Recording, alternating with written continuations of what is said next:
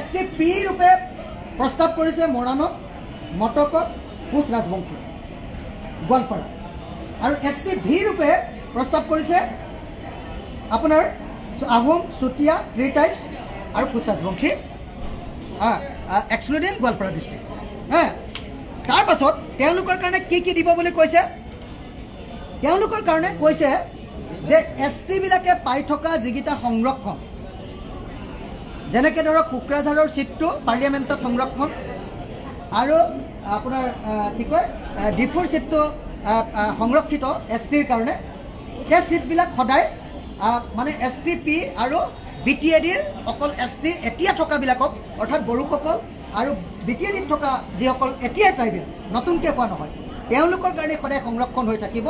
কেৱল মাত্ৰ ইয়াত আশা প্ৰকাশ কৰিছে যে যদিহে STৰ জনসংখ্যা বাঢ়ি যায়, যদি কেন্দ্ৰীয় চৰকাৰে গ্ৰহণ কৰে যে ভিটোকো যদি গ্ৰহণ কৰে, এতিয়া STৰ পৰিমাণ বাঢ়িব আৰু STৰ পৰিমাণ বাঢ়িলে হয়তো এটা দুটা চিট, এটামান চিট হয়তো তেতিয়াহ'লে পাৰ্লিয়ামেণ্টত ওলাব পাৰে, সেই চিটটো তেতিয়া নতুনকৈ সংৰক্ষিত হ'ব। গতিকে এইটো এটা একদম ভেগ কথা, যাক আমি টুপি বুলি কওঁ, কমপ্লিট টুপি। আনহাতে বিধানসভাৰ ক্ষেত্ৰতো কৈছে যে বিধানসভাত যিমানবিলাক STৰ কাৰণে সংৰক্ষিত আসন, তাত নতুন ST বিলাক সোমাব নোৱাৰে, যিবিলাকক কৈছে STV, এজনো ST তাত সোমাব নোৱাৰে। আশা প্ৰকাশ কৰিছে যে বিধানসভাৰ আসনৰ ক্ষেত্ৰত যদিহে এই যে STVটো সোমোৱাৰ কাৰণে ট্ৰাইবেলৰ সংখ্যা যদি বাঢ়ে, তেতিয়া অট'মেটিকেলি যদি চিট বাঢ়ি যায়, তেতিয়াহ'লে বাঢ়ি যোৱা চিটৰ ক্ষেত্ৰত STV সোমাব পাৰিব। STVটো তেতিয়া বাঢ়ি যোৱা চিটৰ ক্ষেত্ৰত সোমাব পাৰিব। তাৰ পাছত আটাইতকৈ ইণ্টাৰেষ্টিং কথাটো কৈছে যে কেন্দ্ৰীয় চৰকাৰৰ চাকৰিবিলাকৰ সংৰক্ষণৰ ক্ষেত্ৰত, কেন্দ্ৰীয় চৰকাৰৰ চাকৰিবিলাকৰ ক্ষেত্ৰত বা কেন্দ্ৰীয় চৰকাৰৰ যিকোনো এপইণ্টমেণ্ট আটাইবিলাকৰ ক্ষেত্ৰতে নতুনকৈ সৃষ্টি কৰা STV বিলাক সোমাব নোৱাৰে। কাৰণ কেন্দ্ৰীয় চৰকাৰে অকল STP আৰু ST আপোনাৰ হিলছ আৰু ST প্লেইনছ এই দুটাকে যিহেতু কৈ থৈছে, মই কৈ দিছোঁ implications for central government reservation at the central government level where a single national ST list operates. কৈছে যে গোটেই ভাৰতবৰ্ষত অকল এখনেই ST লিষ্ট আছে। এতিয়া কৈছে যে STV কৰে সেইটো চেণ্ট্ৰেল লিষ্টত নোসোমায়, যিহেতু চেণ্ট্ৰেল লিষ্টত নোসোমায় গতিকে STV বিলাকে কি কৰিব, separate reservation for STP, STH, STV cannot be created under the present constitutional framework. The group of ministers could not identify a viable mechanism to bifurcate reservation for central government employment or central educational institution. তাৰমানে কৈ দিলে যে নতুনকৈ তৈয়াৰ কৰা কোনো STV এটাও central গভৰ্ণমেণ্টৰ চাকৰি বা অন্য চেণ্ট্ৰেল গভৰ্ণমেণ্টৰ কোনো ক্ষেত্ৰতে কোনো সোমাবলৈ, অৰ্থাৎ আহোম, চুতীয়া, কোচ ৰাজবংশী আৰু আদিবাসী চাহ জনগোষ্ঠীৰ লোকসকলক সোমাবলৈ নিদিয়ে। Under current practice, ST hills and active plains, candidates from Assam already compete as a single ST category in central institutions. The government of group of ministers believes that Assam as a whole will benefit if the 6 new communities also compete with this common list ST pools.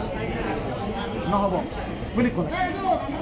এতিয়া inclusion of Moran and Motok and Koch Rajbongshi Goalpara কৈছে যে মৰাণ, মটক আৰু কোচ ৰাজবংশী গোৱালপাৰা তেওঁলোকক হেৰি কৰিব, তেওঁলোকক ST হিচাপে plains হিচাপে গণ্য কৰিব।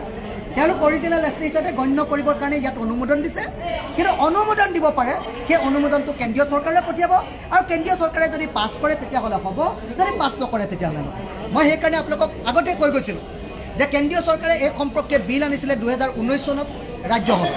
সেই বিলখনত ইয়াতকৈ বহুল ভাগ কথা কৈ থৈছে, গতিকে সেই বিলখন পাছ কৰি দিলে অসমৰ 6 জনগোষ্ঠীৰ জনজাতিকৰণ হৈ যায়। কিন্তু আমাৰ বিজেপি চৰকাৰখনে, হিমন্ত বিশ্ব শৰ্মা চৰকাৰখনে যি নৰেন্দ্ৰ মোদীয়ে 6 মাহৰ ভিতৰত 6 জনগোষ্ঠীক জনজাতিকৰণ কৰিম বুলি কৈছিলে, আজি এই ৰিপৰ্টৰ জৰিয়তে আকৌ এবাৰ প্ৰমাণ কৰি দিলে যে 6 জনগোষ্ঠীক জনজাতিকৰণ কৰিবলৈ নহয়।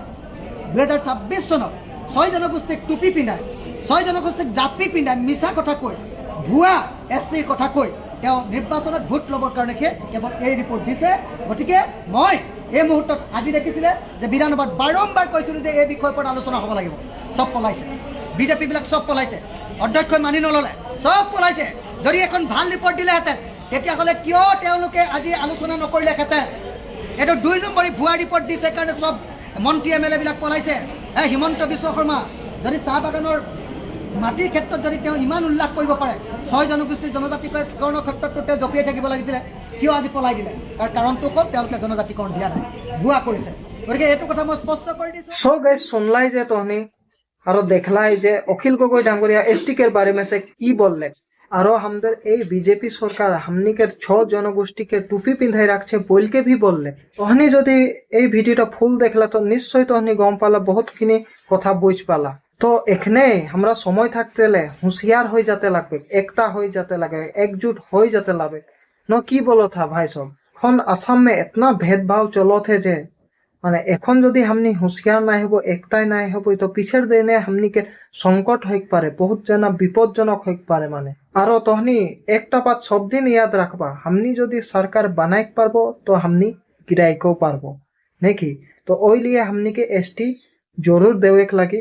तो यह कहबो और यहाँ से वीडियो खत्म करबो और नेक्स्ट वीडियो में लग पाबो तो एखन के लिए बाय बाय जय आदिवासी जय जोहार जय आय अखम।